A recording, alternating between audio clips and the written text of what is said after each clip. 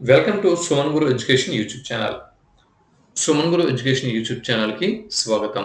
మన ఛానల్‌ని రెగ్యులర్‌గా ఫాలో అవుతున్న మిత్రులకి మనస్ఫూర్తిగా, హృదయపూర్వకంగా అభినందనలు తెలుపుకుంటూ మనం కంటెంట్‌లోకి వెళ్ళిపోదాం. ఈ వీడియోలో మనం తెలుగు సాహిత్యంలో భాగంగా తెలుగు కంటెంట్‌లో భాగంగా రాయలసీమ అస్తిత్వ ఉద్యమం అన్నటువంటి అంశం గురించి మనం మాట్లాడదాం.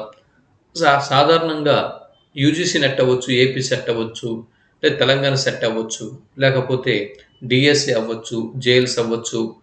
ఇటువంటి పోటీ పరీక్షలలో స్పెషల్‌గా రాయలసీమ అస్తిత్వ ఉద్యమం అనేది మనకి కనిపించదు. జనరల్‌గా మనకి భావ కవిత్వ ఉద్యమం, అభ్యుదయ కవిత్వ ఉద్యమం, విప్లవ కవిత్వ ఉద్యమం, మైనారిటీ కవిత్వ ఉద్యమం, స్త్రీవాద కవిత్వ ఉద్యమం, భక్తి కవిత్వ ఉద్యమం, జాతీయ కవిత్వ ఉద్యమం ఇలాంటి ఉద్యమాలన్నీ కనిపిస్తాయి. కానీ రాయలసీమ అస్తిత్వ ఉద్యమం అనేది మనకి సాధారణంగా కనిపించదు. అయినప్పటికీ కూడా మనం తెలుసుకునే ప్రయత్నం చేద్దాం. ఎందు గురించి అంటే ఇప్పుడు ప్రస్తుతానికి సిలబస్‌లో లేకపోవచ్చు. కానీ ఇందులో ఉన్నటువంటి అంశం మీద మనకు ఒక అవగాహన ఉంటే ఈ కంటెంట్ అనేది ఏదో ఒక సందర్భంలో ఎక్కడో ఒక దగ్గర మనకి చదువుకున్న కంటెంట్ అనేది ఉపయోగపడుతుంది అన్న ఉద్దేశంతో ఈ కంటెంట్‌ని నేను మీ ముందుకు తీసుకుని వచ్చాను. ఇక ఆలస్యం చేయకుండా మనం కంటెంట్‌లోని ఒక్కొక్క అంశంని మనం చర్చించుకుంటూ ముందుకి వెళ్ళిపోదాం. చూడండి, రాయలసీమ అస్తిత్వ ఉద్యమం. ఇందులో భాగంగా మన ప్రస్తుతం మొదటగా రాయలసీమ చారిత్రక నేపథ్యం గురించి మొదటగా తెలుసుకోవాల్సి ఉంటుంది. ఒకవేళ రేపు పొద్దున్న డిస్క్రిప్టివ్ టైప్లో రాయలసీమ అస్తిత్వ ఉద్యమం గురించి వివరించండి అని ఏదైనా ప్రశ్న అడిగినప్పుడు జవాబు ప్రశ్నకి జవాబు కూడా ఇప్పుడు నేను ఏది తీస్తున్నానో ఇదే కంటెంట్ని మీరు రాయాల్సి ఉంటుంది. రాయలసీమ అస్తిత్వ ఉద్యమం, రాయలసీమ చారిత్రక నేపథ్యంని మొదటగా పరిశీలన చేస్తే క్రీస్తు పూర్వం 5000 ఈ ప్రాంతంలో కర్నూలు ఏదైతే ఉందో ఈ కర్నూలు ప్రాంతంలో మధ్యశిలాయుగం వర్ధిల్లినట్లు హెచ్డి సంకాలియా అనేటటువంటి చరిత్రకారుడు పేర్కోవడం జరిగింది. కాంపిటేటివ్ ఎగ్జామ్స్కి ప్రిపేర్ అయ్యేవారు బిట్స్ని ఇక్కడ చూస్తూ ఉండండి. ఎక్కడెక్కడ బిట్స్ వస్తాయో చెప్తూ ఉంటాను. అలాగే అకాడమిక్ ఎడ్యుకేషన్ కంటిన్యూ చేస్తున్న వాళ్ళు ప్రశ్నకి జవాబుని చూస్తూ ఉండండి.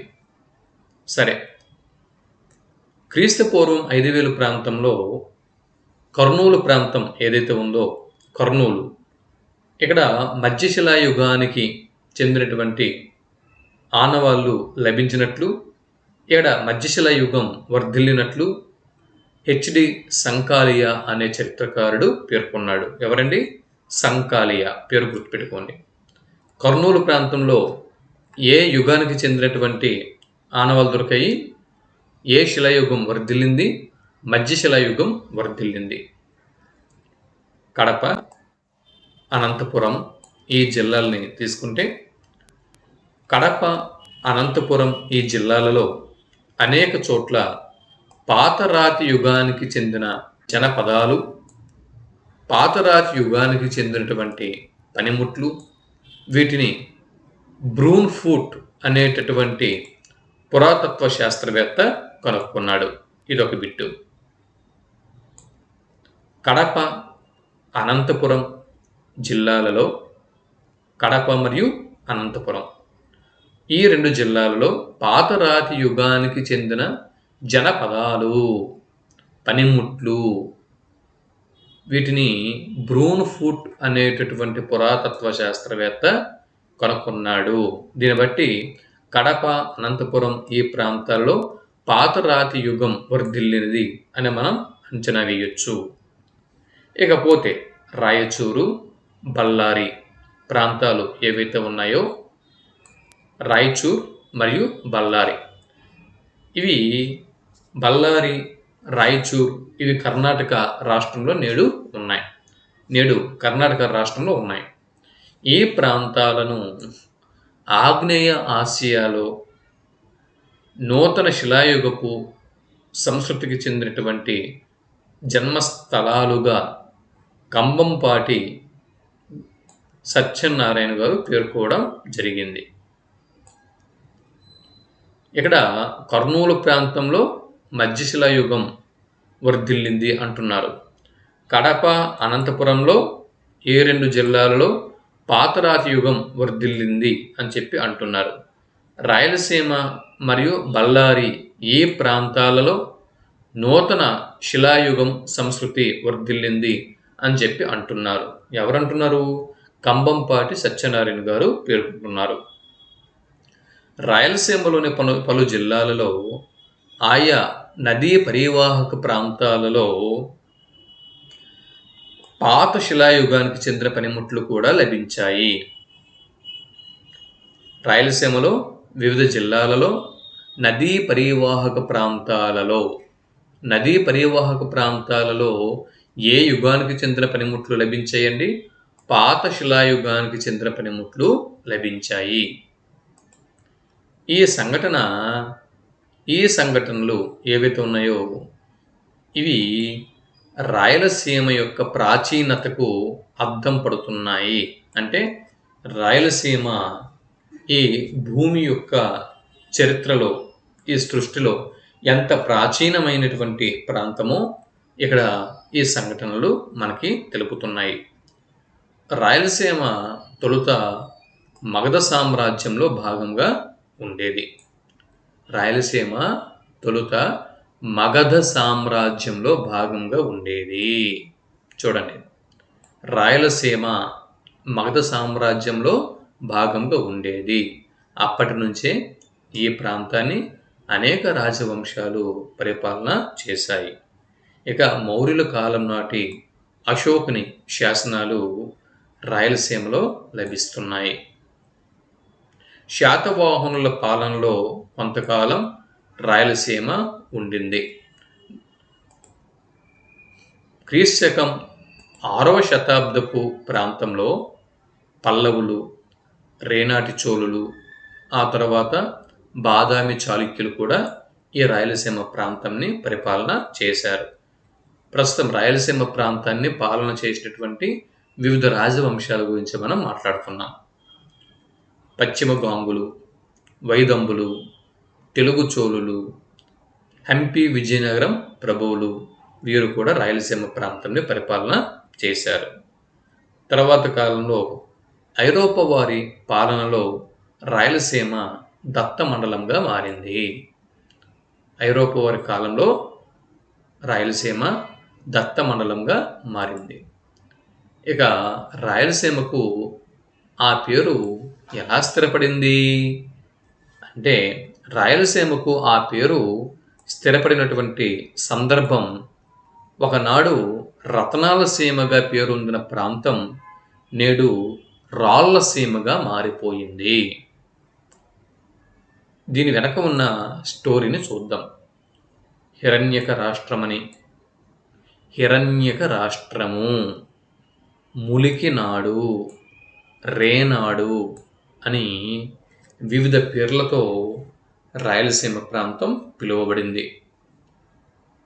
హిరణ్యక రాష్ట్రం, ములికినాడు, రేనాడు అని వివిధ పేర్లతో ఈ రాయలసీమ ప్రాచీన కాలంలో పిలువబడింది.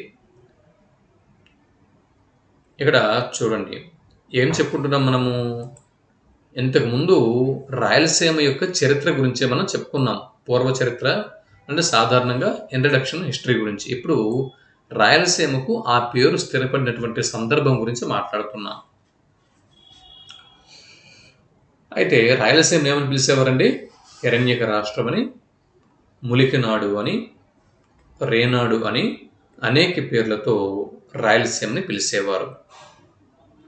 విజయనగర సామ్రాజ్యం పతనం అయ్యాక 1792వ సంవత్సరం వరకు ఈ ప్రాంతం రకరకాల రాజులు, వంశాలు, సామంతులు పాలనలో ఉండేది. 1792 సంవత్సరంలో మూడవ మైసూరు యుద్ధం ఒప్పందంలో భాగంగా ఏదండి మూడవ మైసూరు యుద్ధం. మూడవ మైసూరు యుద్ధం ఎవరెవరు జరిగింది? టిప్పు సుల్తాన్కు మరియు బ్రిటిష్ వారికి మధ్య మూడో మైసూరు యుద్ధం అనేది జరిగింది. ఎప్పుడు? 1792 సంవత్సరంలో. ఇందులో భాగంగా ఈ ప్రాంతం నిజాం రాజుకు వచ్చింది. అక్కడి నుంచి 1800 రూపాయల వరకు రాయలసీమ నిజాం రాజుల పాలనలో ఉండేది. ఆ తర్వాత మరాఠాలు టిప్పు సుల్తాన్ నుంచి దాడులు ఎదుర్కొన్న అప్పటి రెండో నిజాం రాజు బ్రిటిష్ సైన్యం సహకారాన్ని కోరాడు. ఏమైంది? అప్పట్లో తెలంగాణ రాష్ట్రంని పరిపాలన చేస్తున్నటువంటి నిజాం రాజ్యం మీద ఒకవైపు నుంచి మరాఠాలు, మరోవైపు నుంచి టిప్పు సుల్తాన్ దాడులు చేసేవారు. మరి మరాఠాల నుంచి, టిప్పు సుల్తాన్ నుంచి వీరి దాడులను ఎదుర్కొనేందుకోసం హైదరాబాద్ను పాలించేటటువంటి అప్పటి రెండవ నిజాం నవాబు బ్రిటిష్ వారి సైన్యం యొక్క సహాయంని కోరాడు. దీన్నే సైన్య సహకార పద్ధతి అని చెప్పి పేర్కొంటాం. బ్రిటిష్ వారి సాయానికి ప్రతిగా ప్రస్తుత రాయలసీమ ప్రాంతంని బ్రిటిష్ వారికి లేదా ఈస్ట్ ఇండియా కంపెనీకి దత్తత ఇవ్వటం జరిగింది.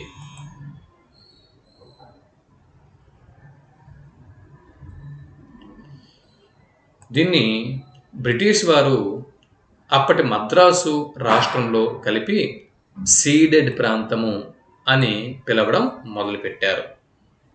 చూసారా? అసలు రాయలసీమ ప్రాంతంకి దత్త మండలము అని పేరు ఎలాగొచ్చిందండి? మరొకసారి చూడండి. మరొక్కసారి మరాఠాలు, టిప్పు సుల్తాన్ వీరు ఏం చేసేవారు? రెండో నిజాం నవాబు మీదకి దాడులు చేశారు. రెండో నిజాం నవాబు మీదకి దాడులు చేసినప్పుడు అతను ఏం చేశాడు? బ్రిటిష్ ప్రభుత్వానికి సైన్యం సహకారం అందించమని అభ్యర్థన పంపించాడు. ఈ విధంగా బ్రిటిష్ వారికి రెండో నిజాం నవాబుకి మధ్య సైన్య సహకార పద్ధతి కుదిరింది. ఈ సైన్య సహకార పద్ధతి ప్రకారం ఇక్కడ నిజాం నవాబుకి బ్రిటిష్ వారి సైన్యంని ఇస్తారు. అందుకు ప్రతిఫలంగా బ్రిటిష్ వారికి రెండవ నిజాం నవాబు రాయలసీమ ప్రాంతంని దత్తత ఇవ్వాలి. ఎవరికి? ఈస్ట్ ఇండియా కంపెనీ వారికి లేదా బ్రిటిష్ వారికి దత్తత చెయ్యాలి. ఈ విధంగా రెండవ నిజాం నవాబు సైన్య సహకార పద్ధతి ప్రకారం సైన్యం అందుకున్నందుకు బ్రిటిష్ వారికి ఈ రాయలసీమ ప్రాంతంని దత్తతగా ఇచ్చివేస్తాడు. కాబట్టి ఇవి దత్త మండలాలు అయ్యాయి. రాయలసీమ ప్రాంతంని అందు గురించి దత్త మండలాలు అని చెప్పి అంటున్నా. ఈ దత్త మండలాలని బ్రిటిష్ వారు మద్రాసు రాష్ట్రంలో కలుపుతారు.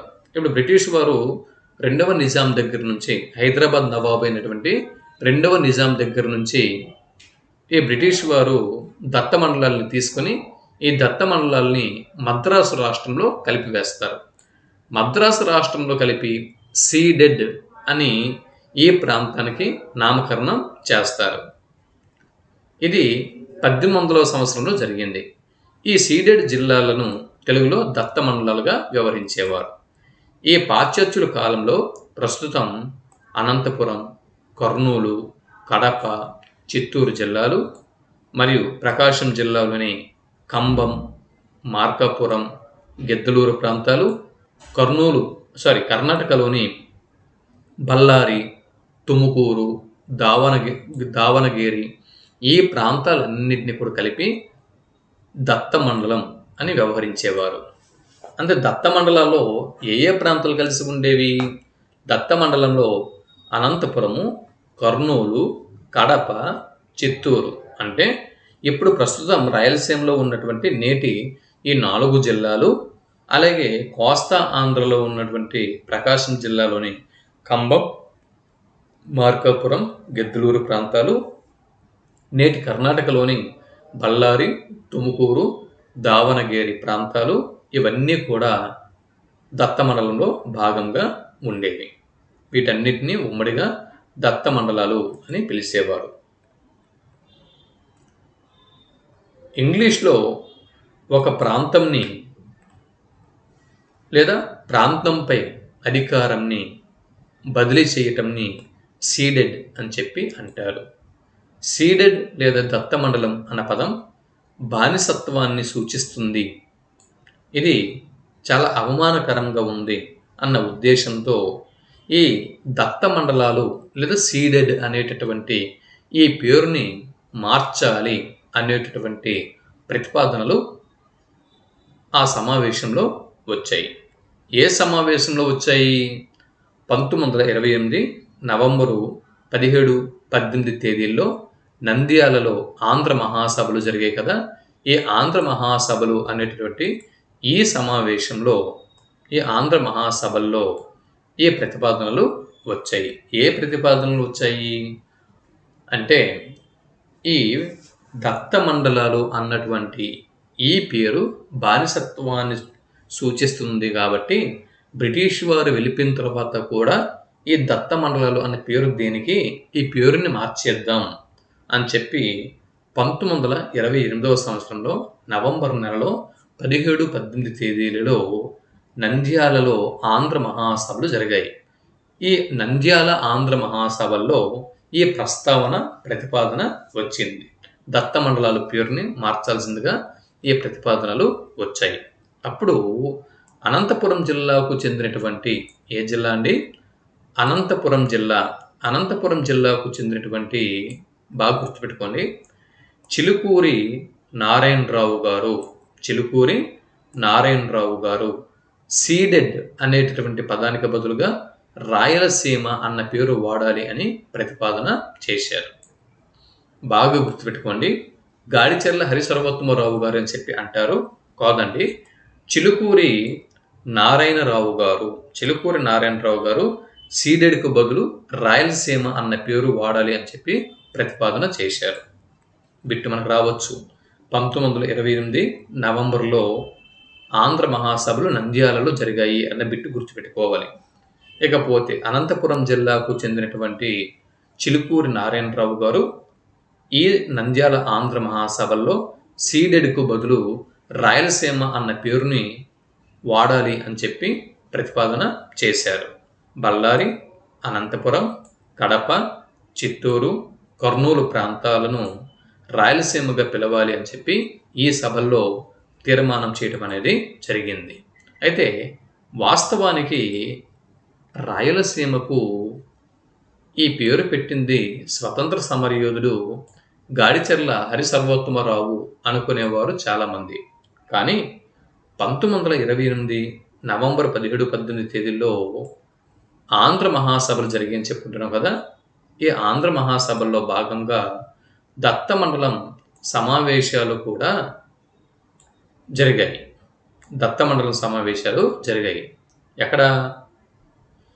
కడప కోటిరెడ్డి ఈ సమావేశానికి అధ్యక్షులుగా ఉన్నారు. చిలుకూరు నారాయణరావు కూడా ఇందులో ఉన్నారు. ఈ ప్రాంతానికి దత్త మండలం అని కాకుండా ఇంకేదని పేరు పెట్టాలి అన్న చర్చ వచ్చినప్పుడు యథాలాపంగా రాయలసీమ అనే పేరు ప్రతిపాదించారు చిలుకూరి నారాయణరావు గారు. అయితే చిలుకూరి నారాయణరావు గారు ఏదైతే రాయలసీమ అన్న పేరుని ప్రతిపాదన చేశారో, చిలుకూరి నారాయణరావు గారు చేసినటువంటి ప్రతిపాదనను,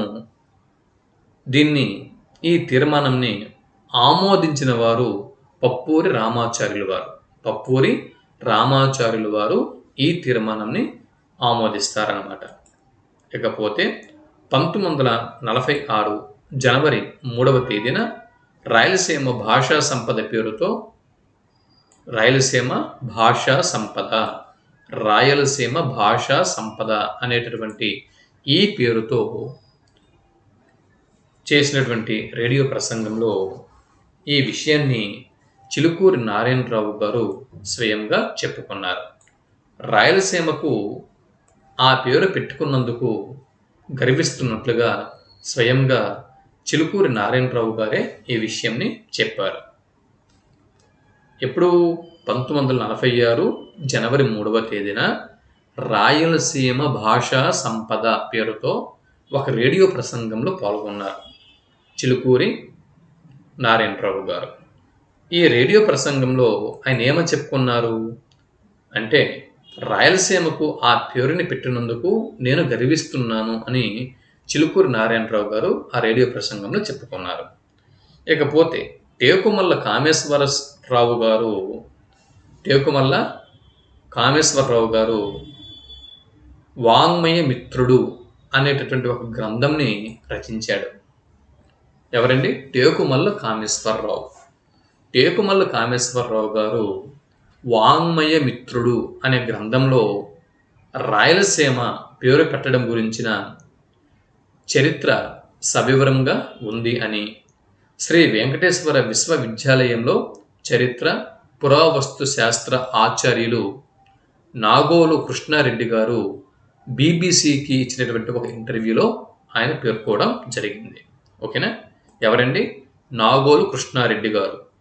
ఈ నాగోలు కృష్ణారెడ్డి గారు బీబీసీ ఛానల్కి, బ్రిటిష్ బ్రాడ్కాస్ట్ అనేటటువంటి ఈ ఛానల్కు ఒక ఇంటర్వ్యూ ఇచ్చారు.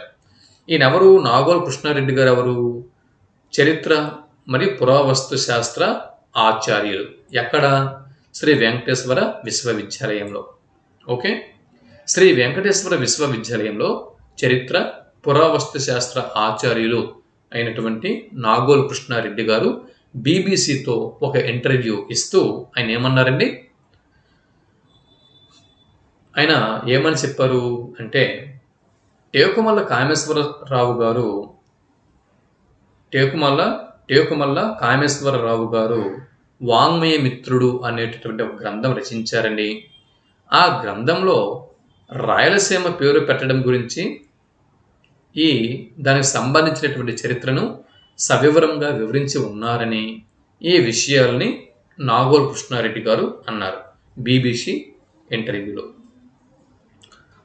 అయితే అందుబాటులో ఉన్న సమాచారం ప్రకారం 16-17 శతాబ్దాలలో రాయలసీమ అనే పదం మొట్టమొదటిసారిగా వినిపించింది. రాయలసీమ అన్న పదము మొట్టమొదట ఎప్పుడు వినిపించిందండి? 16-17 శతాబ్దాలలో ఈ పదం మొదటగా వినిపించింది. ఎప్పుడు, ఎక్కడ, ఏ సందర్భంలో? మట్లీ సంస్థానం కాలంలో అభిషిక్త రాఘవం అనేటటువంటి ఒక గ్రంథం రాయబడింది.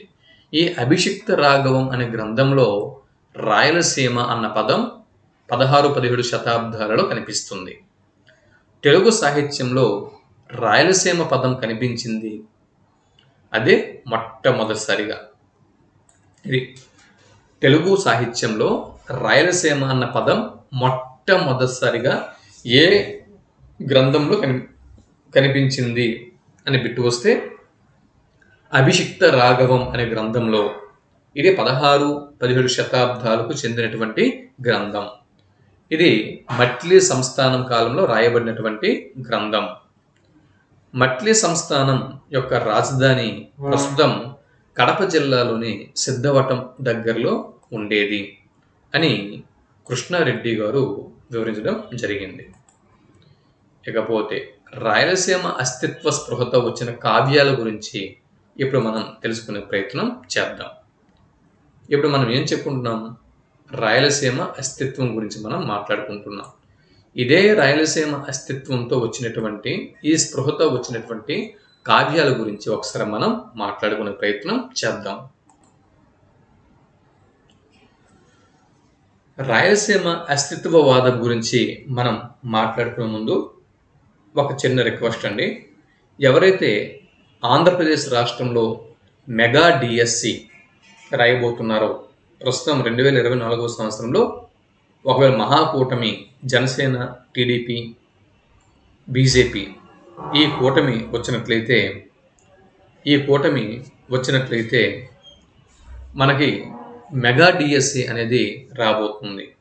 ఈ మెగా డిఎస్సిలో భాగంగా ఎవరైతే తెలుగు సబ్జెక్టుతో డిఎస్సి రాయాలి అనుకుంటున్నారో ఇటువంటి అభ్యర్థులు మన సుమన్ గురు ఎడ్యుకేషన్ యూట్యూబ్ ఛానల్లో మెంబర్షిప్ తీసుకోవాల్సి ఉంటుంది.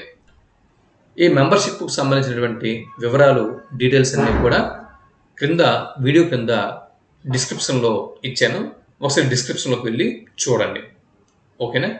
సరే, ఇప్పుడు మన కంటెంట్ గురించి మనం మాట్లాడుకుందాం. అలాగే ఈ పీడిఎఫ్లు నేను ఏవైతే తెలుగు కంటెంట్ మీకు ఈ విధంగా అందిస్తున్నానో ఈ తెలుగు కంటెంట్కు సంబంధించిన పీడిఎఫ్లు కావాలన్నా లేదా మెగా డిఎస్సి కంటెంట్ కావాలనుకున్నా ఏదైనా కావాలనుకుంటే మీరు ముందు సుమన్ గురు ఎడ్యుకేషన్ యూట్యూబ్ ఛానల్లో మెంబర్షిప్ అనేది తీసుకోవాల్సి ఉంటుంది. వాట్సాప్ గ్రూప్లో జాయిన్ అవ్వాల్సి ఉంటుంది. ఆ గ్రూప్లో జాయిన్ అయిన తర్వాత మొత్తం మెటీరియల్ అంతా కూడా మీకు నేను పీడిఎఫ్ల రూపంలో, సాఫ్ట్ కాపీల రూపంలో అందిస్తూ ఉంటాను. ఆ వివరాలు డిస్క్రిప్షన్లో ఉంటాయి. తర్వాత మనం వాటిని చూద్దాం. అయితే ఇప్పుడు మనం ఈ రాయలసీమ అస్తిత్వ ఉద్యమం గురించి ఇప్పుడు మనం ఈ కంటెంట్ని కంటిన్యూ చేద్దాం. అయితే ఇక్కడ చూడండి, రాయలసీమ అస్తిత్వ స్పృహతో వచ్చినటువంటి కావ్యాలు. ప్రాచీన రాయలసీమ సాహిత్యంలో అన్నమయ్య పదాలలోను, దూర్జటి గారి శ్రీకాళహస్తి మహాత్మ్యంలోను, సారంగపాణి పదాలలోను, వ్యామన పద్యాలలోను రాయలసీమ ప్రాంతపు తీవ్రమైనటువంటి కరువు ప్రస్తావనలు వచ్చాయి. రాయలసీమ కరువు ప్రస్తావనలు వీటిలో వచ్చాయి. అన్నమయ్య పదాలు, దూర్జటి గారి శ్రీకాళహస్తి మహాత్మ్యము, సారంగపాణి గారి పదాలు, వ్యామన పద్యాలు, వీటన్నిటిలో రాయలసీమ కరువు ప్రస్తావనలు వచ్చాయి. విద్వాన్ విశ్వం గారి పెన్నేటి పాట కావ్యం వచ్చేదాకా రాయలసీమ అస్తిత్వ స్పృహతో కవిత్వం తక్కువగా వచ్చింది. రాయలసీమ గత వైభవంని ప్రస్తావించి వర్తమాన దుర్భిక్ష విషాదంని చిత్రించిన కావ్యం పెన్నేటి పాట. చూడండి, బిట్టు మనకి ఇలా రావచ్చు. రాయలసీమ గత వైభవంని ప్రస్తావించి వర్తమాన దుర్భిక్ష విషాదంని చిత్రించిన కావ్యం క్రింది వాటిలో ఏది అని బిట్టు వస్తే విద్వాన్ విశ్వం గారి పెన్నేటి పాట అని జవాబు గుర్తించాల్సి ఉంటుంది. అదే పెన్న నిధానించి నడువు, విధారించు నిధన్ వట్టి ఎడారి తమ్ముడు.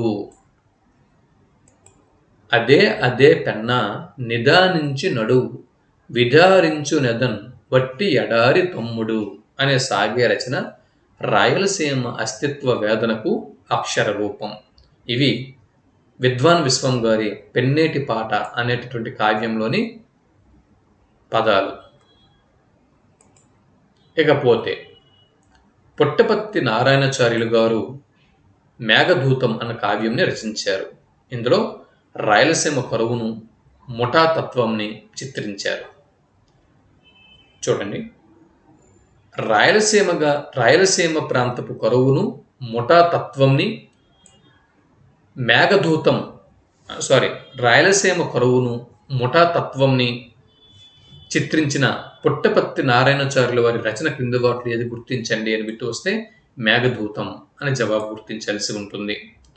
ఇక రాయలసీమ భావకవి అని ఎవరిని పేర్కొంటారు? రాయలసీమ భావకవిగా పేరు పొందిన బెల్లూరి శ్రీనివాసమూర్తి రాయలసీమ గంజి కేంద్రం వంటి కవిత్వ ఖండికలలో రాయలసీమ యొక్క వాస్తవికతను కళ్ళకు చూపించారు. చూడండి, రాయలసీమ గంజి కేంద్రం వంటి కవిత్వ ఖండిక ద్వారా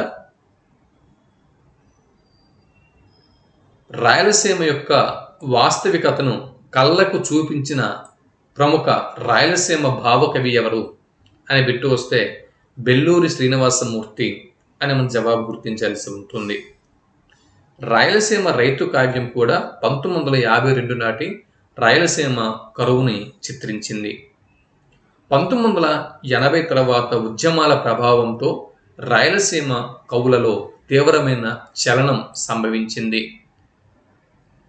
1980వ సంవత్సరం తీసుకుంటే ఈ 1980 వరకు స్తబ్దుగా ఉన్నటువంటి రాయలసీమ అస్తిత్వ కావ్యం 1980 తర్వాత ఉద్యమాల ప్రభావంతో రాయలసీమ కవులలో తీవ్రమైన చలనాన్ని రేకెత్తించి ఇక్కడ ఎన్నో రచనలు పురుడు పోసుకోవడం జరిగింది. బిక్కి కృష్ణ గారి కలం నుంచి బిక్కి కృష్ణ గారి ఈయన యొక్క రచన కాలం నది ఒడ్డున, బిక్కి కృష్ణ గారి కాలం నది ఒడ్డున అన్న రచన, నడ్లపల్లి చిదంబర రెడ్డి గారి మహాభినిష్క్రమణ అన్న రచన, కేకే జగదీష్ గారి రాత్రి నిశ్శబ్దం అన్నటువంటి రచన, ఇవన్నీ కూడా కావ్యాలు. బిక్కి కృష్ణ గారి కాలం నది ఒడ్డున, నడ్లపల్లి చిదంబర రెడ్డి గారి మహాభినిష్క్రమణ, కేకే జగదీష్ గారి రాత్రి నిశ్శబ్దం ఇటువంటి కావ్యాలు రాయలసీమ అస్తిత్వ సమస్యల్ని ఆవిష్కరిస్తున్నాయి. ఇకపోతే తడి ఆరిన సీమ గొంతుకలు, మానని గాయం, మౌనం మాట్లాడిన వేళ, మట్టిపోగు, గాయపడ్డ విత్తనం, కొత్త పాలు ఇటువంటి కావ్యాలు రాయలసీమ అస్తిత్వ సమస్యను ఆవిష్కరించాయి.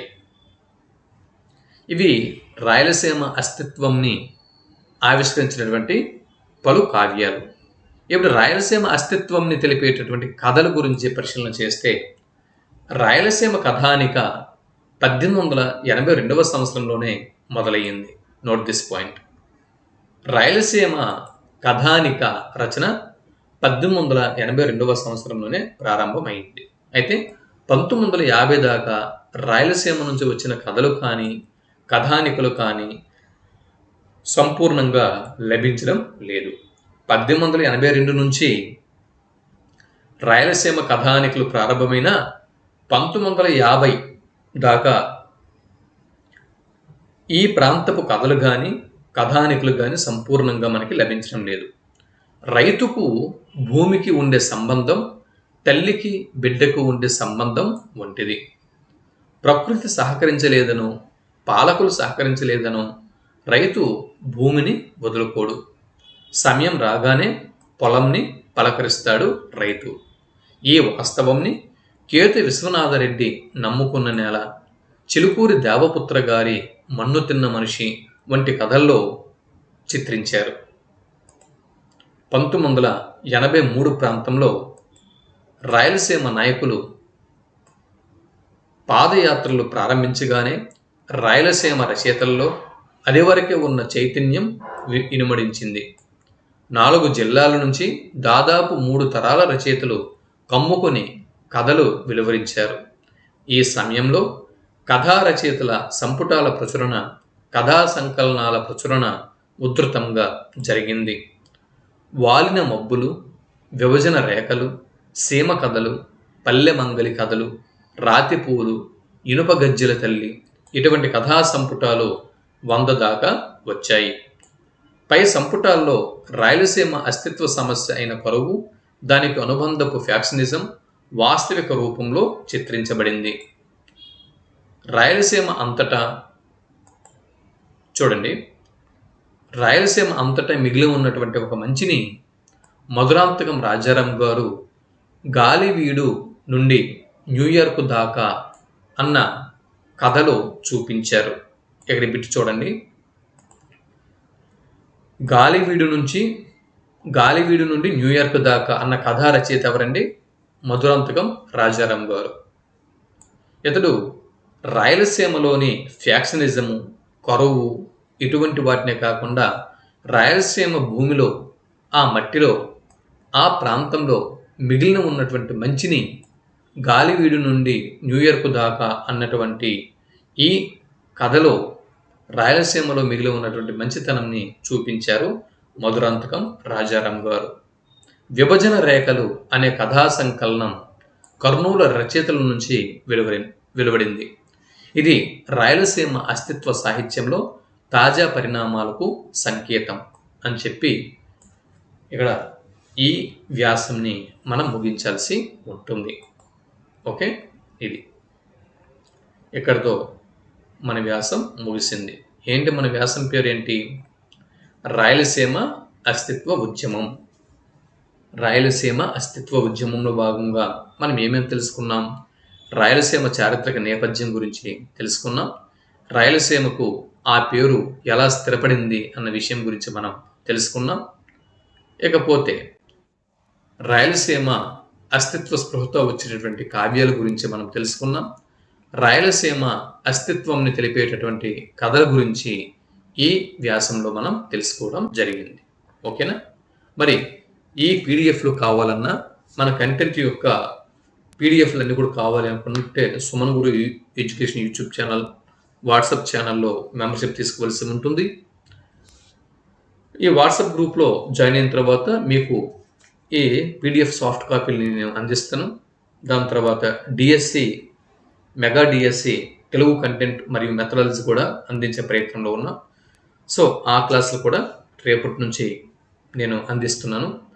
మరిన్ని విశేషాల కోసం ఈ వీడియో కింద డిస్క్రిప్షన్ని ఒకసారి స్టడీ చేయండి. మరో వీడియోలో మళ్ళీ కలుసుకుందాం. అంతవరకు సెలవు. నమస్తే.